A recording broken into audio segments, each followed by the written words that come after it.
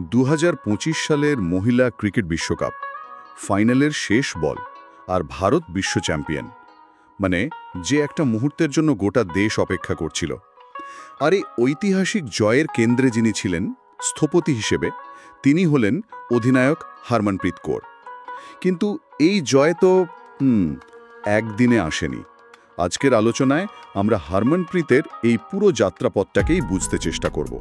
আমাদের কাছে তার ক্রিকেট জীবন সংক্রান্ত যে তথ্যগুলো আছে সেগুলোর গভীরে গিয়ে দেখব কিভাবে পাঞ্জাবের এক ছোট শহরের সাধারণ মেয়ে থেকে তিনি ভারতীয় ক্রিকেটের অন্যতম প্রভাবশালী একজন ব্যক্তিত্ব হয়ে উঠলেন। ঠিক তাই। আর এই আলোচনাটা কিন্তু শুধু কয়েকটা সংখ্যা বা পরিসংখ্যানের মধ্যে আটকে থাকবে না, কারণ হরমনপ্রীতের গল্পটা শুধু রান বা উইকেটের নয়, এটা অ্যাকচুয়ালি একটা মানসিকতার পরিবর্তনের গল্প। ভারতীয় মহিলা ক্রিকেটকে তিনি শুধু জেতাতে শেখাননি, আমার মনে হয় প্রতিপক্ষের চোখে চোখ রেখে শাসন করতে শিখিয়েছেন। আজ আমরা সেই রূপান্তরের পেছনের কারণগুলোই খুঁজে দেখব। তাহলে চলুন সেই একদম শুরুর দিনগুলো থেকেই আলোচনাটা শুরু করা যাক। হরমনপ্রীতের জন্ম পাঞ্জাবের মোগা শহরে, তাই তো? 1989 সালের 8ই মার্চ। ডানাতি বাতার, ডানাতি অফ ব্রেক বোলার, একজন নিখুঁত অলরাউন্ডার। কিন্তু মোগার মতো একটা জায়গা যেখানে মহিলা ক্রিকেটের পরিকাঠামো প্রায় ছিলই না, সেখান থেকে উঠে আসাটা অনেক কঠিন ছিল। হ্যাঁ, ঠিক কতটা কঠিন ছিল? কঠিন শব্দটা শায়দ যথেষ্ট নয়। আমাদের মনে রাখতে হবে, আজ আমরা যে পেশাদার মহিলা ক্রিকেট দেখছি, 1-1.5 দশক আগেও ছবিটা একদমই এমন ছিল না। পাঞ্জাবের মতো একটা জায়গা যেখানে পুরুষদের খেলাধুলার সংস্কৃতি অনেক বেশি প্রভাবশালী, সেখানে একটা মেয়ের ক্রিকেটার হওয়ার স্বপ্ন দেখাটাই তো একটা বিপ্লবের মতো ছিল। আচ্ছা। আর এখানেই তার পরিবারের, বিশেষ করে তার বাবার ভূমিকাটা অনস্বীকার্য। তিনি হরমনপ্রীতকে ছেলেদের সাথে অনুশীলন করতে উৎসাহ দিতেন, আর অলরাউন্ডার হিসেবে তার গড়ে ওঠার পেছনেও কিন্তু এই কারণটা কাজ করেছে। সীমিত সুযোগের মধ্যে নিজেকে দলের জন্য অপরিহার্য করে তুলতে হলে ব্যাটিং, বোলিং, ফিল্ডিং সব দিকেই তো অবদান রাখতে হবে। অর্থাৎ তার এই অলরাউন্ডার হয়ে ওঠাটা কিছুটা পরিস্থিতির দাবিও ছিল। 2009 সালে মাত্র 20 বছর বয়সে পাকিস্তানের বিরুদ্ধে তার আন্তর্জাতিক অভিষেক হয়। কিন্তু একজন প্রতিভাবান খেলোয়াড় থেকে একজন ম্যাচ উইনার, একজন তারকা, এই হয়ে ওঠার জন্য তো কিছু বিশেষ মুহূর্তের প্রয়োজন হয়। হরমনপ্রীতের ক্যারিয়ারে সেই মোড় ঘোরানোর মুহূর্ত কোনগুলো ছিল? অবশ্যই ছিল। আর আমার মনে হয় তার তারকা হয়ে ওঠার পথে একটা নয়, বেশ কয়েকটা গুরুত্বপূর্ণ স্টেশন রয়েছে। প্রথম যে ঝলকটা আমরা পাই সেটা ছিল তার টি-20 আন্তর্জাতিক শতরান। তিনি প্রথম ভারতীয় মহিলা যিনি এই কাজটা করেন। হ্যাঁ, ঠিক। এটা তখনই বুঝিয়ে দিয়েছিল যে তার মধ্যে বড় ইনিংস খেলার ক্ষমতা আর সাহস দুটোই আছে। হ্যাঁ, ওই সেঞ্চুরিটা অবশ্যই একটা বড় মাইল ফলক ছিল, কিন্তু যে ইনিংসটা তাকে চিরকালের জন্য ভারতীয় ক্রিকেটের লোক গাথায় জায়গা করে দিয়েছে, সেটা হলো 2017 সালের বিশ্বকাপের সেমিফাইনালে অস্ট্রেলিয়ার বিরুদ্ধে করা সেই অবিশ্বাস্য ইনিংসটা। আমার এখনও দৃশ্যটা চোখে ভাসে। 115 বলে 171 রান, অপরাজিত। ওই ইনিংসটাকে শুধু একটা দুর্দান্ত ব্যাটিং বলাটা ভুল হবে। ওটা ছিল একটা মানসিক দেওয়ালে করা প্রচণ্ড আঘাত। আর দেখুন, এখানে মজার ব্যাপারটাই হলো, ওই ম্যাচের আগে পর্যন্ত অস্ট্রেলিয়াকে প্রায় অপরাজেয় মনে করা হতো। তারা শুধু প্রতিপক্ষকে হারাতো না, মানসিকভাবে গুড়িয়ে দিত। একদম। সেই দলের বিরুদ্ধে একটা বিশ্বকাপে সেমিফাইনালের মতো মঞ্চে যখন টপ অর্ডার ব্যর্থ, তখন ওরকম একটা বিধ্বংসী ইনিংস খেলা, এটা ভারতীয় মহিলা ক্রিকেটের বডি ল্যাঙ্গুয়েজটাই বদলে দিয়েছিল। আপনি বডি ল্যাঙ্গুয়েজ শব্দটা ব্যবহার করলেন, এটা খুব গুরুত্বপূর্ণ একটা পয়েন্ট।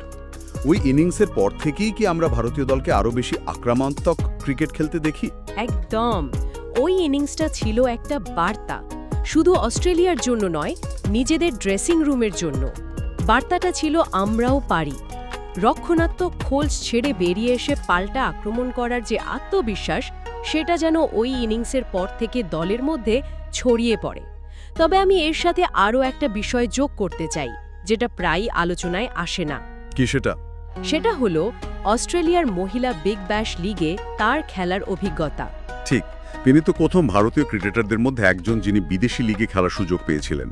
হ্যাঁ, এবং এই অভিজ্ঞতাটা তাকে অধিনায়ক হিসেবে গড়ে তুলতে প্রচুর সাহায্য করেছে। বিশ্বের সেরা ক্রিকেটারদের সাথে ড্রেসিং রুম শেয়ার করা, তাদের প্রস্তুতি কাছ থেকে দেখা, ভিন্ন কোচিংয়ের দর্শন বোঝা, আর সবচেয়ে বড় কথা, অস্ট্রেলিয়ার মাটিতে সেখানকার খেলোয়াড়দের বিরুদ্ধে খেলার ফলে যে একটা ভীতি কাজ করত, সেটা কেটে গিয়েছিল। 2017 সালের ওই ইনিংসের পেছনে বিগ ব্যাশের আত্মবিশ্বাসও একটা বড় অনুঘটক ছিল বলে আমি মনে করি।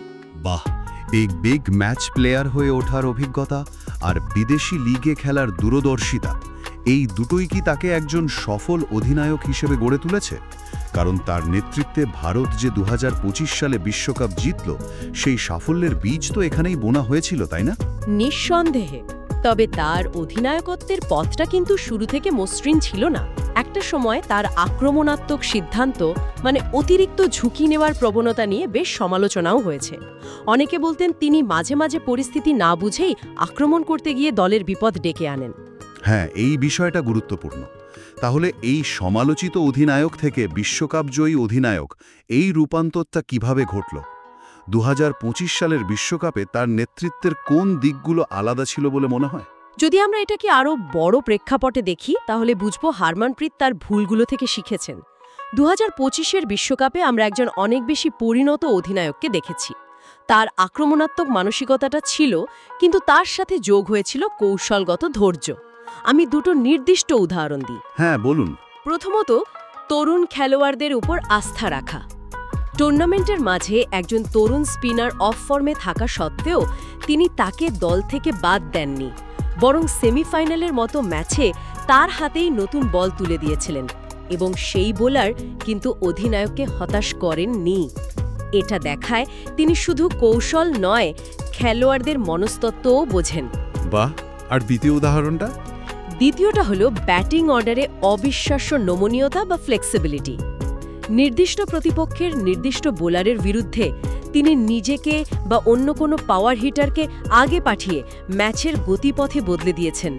আগে হয়তো তিনি একটু একরোখাভাবে আক্রমণ করতেন, কিন্তু এবার তিনি প্রতিপক্ষকে আউটথিঙ্ক করার চেষ্টা করেছেন। ইতিবাচক ফিল্ড সেটিং তো ছিলই, কিন্তু চাপের মুখে কোন বোলারের উপর কখন বিশ্বাস রাখতে হবে, সেই সিদ্ধান্তগুলো তিনি প্রায় নিখুঁতভাবে নিয়েছেন। তাই 2025-এর জয় কোনো আকস্মিক সাফল্য নয়, এটা ছিল হারমানপ্রীতের অধিনায়ক হিসেবে বিবর্তনের চূড়ান্ত ফসল। 4000-এর বেশি রান, টি-20-তে 3000-এর বেশি রান, এই সংখ্যাগুলো একজন অলরাউন্ডারের জন্য কতটা তাৎপর্যপূর্ণ? এই সংখ্যাগুলো অসাধারণ, কিন্তু এর চেয়েও গুরুত্বপূর্ণ হল এই রানগুলো তিনি কতদিন ধরে করে আসছেন। 1 দশকের বেশি সময় ধরে সর্বোচ্চ পর্যায়ে ধারাবাহিকতা বজায় রাখা, বিশেষ করে মহিলা ক্রিকেটে, যেখানে ম্যাচ সংখ্যা তুলনামূলকভাবে কম ছিল একটা সময় পর্যন্ত। এটা তার ফিটনেস, মানসিক দৃঢ়তা আর খেলার প্রতি দায়বদ্ধতার প্রমাণ দেয়। আর একটা তথ্য তো প্রায় অবিশ্বাস্য। কোনটা? মহিলাদের বিশ্বকাপে নকআউট ম্যাচগুলিতে সর্বাধিক রানের রেকর্ড এখন তার দখলে। তার মানে যখন চাপ সবচেয়ে বেশি, যখন একটা ভুল মানে টুর্নামেন্ট থেকে বিদায়, ঠিক তখনই তার সেরাটা বেরিয়ে আসে। বাহ, ঠিক তাই। এটাই একজন চ্যাম্পিয়ন খেলোয়াড়ের পরিচয়। পরিসংখ্যান তার দক্ষতার প্রমাণ দেয়, কিন্তু এই নকআউট রেকর্ডটা তার চরিত্রের দৃঢ়তার প্রমাণ দেয়। এটা বুঝিয়ে দেয় যে তিনি চাপকে ভয় পান না, বরং চাপটাকেই উপভোগ করেন। আর মাঠের এই অসাধারণ পারফরম্যান্সের প্রভাব তো এখন মাঠের বাইরেও পড়ছে। হারমনপ্রীত কৌর এখন শুধু একজন ক্রিকেটার নন, তিনি একটা ব্র্যান্ড। ভারতে মহিলা ক্রিকেটের জনপ্রিয়তা বাড়াতে তার ভূমিকা তো অপরিসীম। অপরিসীম বললে কম বলা হবে। একটা সময় ছিল যখন সাধারণ মানুষ ভারতীয় মহিলা ক্রিকেট দলের 2-1 খেলোয়াড়ের নামও জানত না।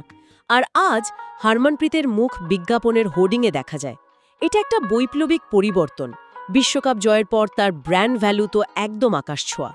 তিনি প্রমাণ করে দিয়েছেন যে সাফল্য এবং জনপ্রিয়তা এগুলোর কোনো লিঙ্গ হয় না। একজন মহিলা ক্রীড়াবিদও দেশের অন্যতম বড় আইকন হয়ে উঠতে পারেন।